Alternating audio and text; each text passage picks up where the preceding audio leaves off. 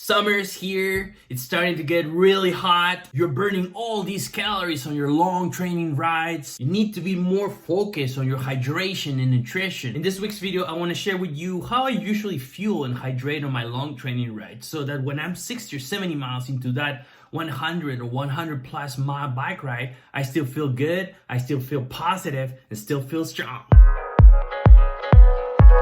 What's up everyone, Hugo Mendez here. Welcome back to the Chaskis channel, the best place to learn how to get ready for the Dirty Kanza 200, especially if you're a new gravel cyclist like me who's training to complete this race for the first time. And stick around to the end to learn something very simple but super effective that I usually do whenever I start struggling on my rides. So if you're excited about this topic, give this video a like, be sure to hit subscribe, and also the bell to be notified the next time that I release new videos. The more and the longer I'm training and riding my bike, the more I've been experimenting and looking for simple, effective, and reliable ways to help me with my hydration and nutrition. Following these simple steps have helped me with less bonking, less gut bumps, less crashing, so maybe you can incorporate some of these steps into your routine. One of the general rules that I use as a reference is the amount of carbohydrates that I consume when I'm doing my rides. For my days in triathlon, I usually follow this simple rule, which is 1 gram of carbohydrate per kilogram of body weight per hour. I'm 183 pounds, that's about 83 kilograms. I need to have 83 grams of carbs per hour. Using that as a reference, I go to my hydration and nutrition products and I try to come up with the amount of calories that I need. For me, it's usually about 250 to 300, 400 calories an hour.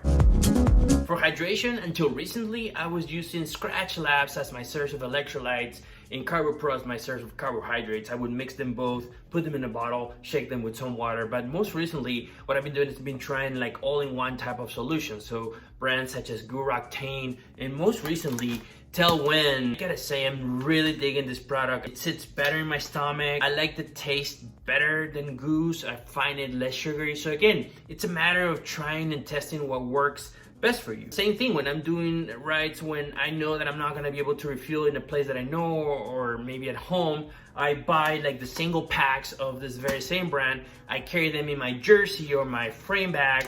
And once I stop at a gas station, I buy a bottle of water, mix it, good to go. I always carry 3 bottles and 2 of them are filled with When, and one of them is just plain cold water to help you wash out all the sugary stuff that you eat during your rides, right? I usually eat 1 per hour. That's about 100 calories. And instead of bringing individual packs, I bring this flask, okay? And I refill this thing with this. So it's about, you can put up to 5 gels in this flask. For me, it's really convenient because I don't have to deal with opening the pack and getting my fingers sticky and getting distracted and potentially falling. No, I don't have to deal with that. Besides that, I like that this flask, you can put it on your top 2 bag, your frame pack, your jersey, works well for you. You're good for the next 5 hours. I always do the same flavor. I've been doing this for years. Chocolate, outrage for me. If you're like me, I like routine. I like the same thing. I don't usually like to take caffeinated products since the very beginning. I like to wait until I feel that I need that extra kick. When that happens, of course, I switch to fluids and gels that have more caffeine concentrated in their ingredients. I usually keep 1 or 2 cans of Red Bull. I promise you, I'm not a big fan of energy drinks at all. I just keep them just in case I need those extra wings. And once I get in the Red Bull dimension, something that I've noticed is that I need to keep up with it because otherwise I'm gonna crash. I've been trying Bobos Bars lately and I like them a lot. 1, they're soft, okay? They're not as hard and as chewy as other options that I've tried before. 2, the flavor, they taste really good. They have a very natural type of flavor. They're not as sugary as other brands. And 3, I like that they're not covered in chocolate. When the weather is hot or warm, you can still eat them without having your fingers getting all sticky or making the bar a whole mess. To avoid cramps, I do 2 things. 1, salt tablets. I take 1 each hour. They're really easy and convenient to carry. And 2, and this is something that I mostly do during races, I bring 1 or 2 bottles. This product called Hot Shot. It's this little shot that tastes awful, but I usually take 1 at the first sign of cramping in my body. I've taken them before. They work well for me, so highly recommend it. Snacks. Snacks are important. Salty snacks, sweet snacks. For me, salty, I'm all about potato chips, pretzels, Crackers, like those cheesehead type of crackers are so good. And for sweet type of snacks, I'm always doing Oreo cookies, gummy bears, Fig Newtons.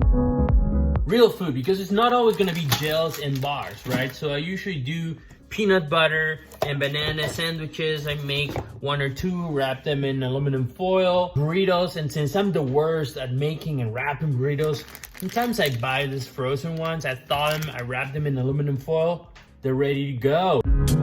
For me, when I do rides, every time I pass or do 40 miles, I eat a Snickers bar. Makes me feel really good, not only because I love Snickers bars, but it also tells me that, hey, I just rode 40 miles. It makes me feel really good about my accomplishment and also enjoying a good treat. Okay, a few things that I'm planning to try because I'm really curious. One is pickle juice.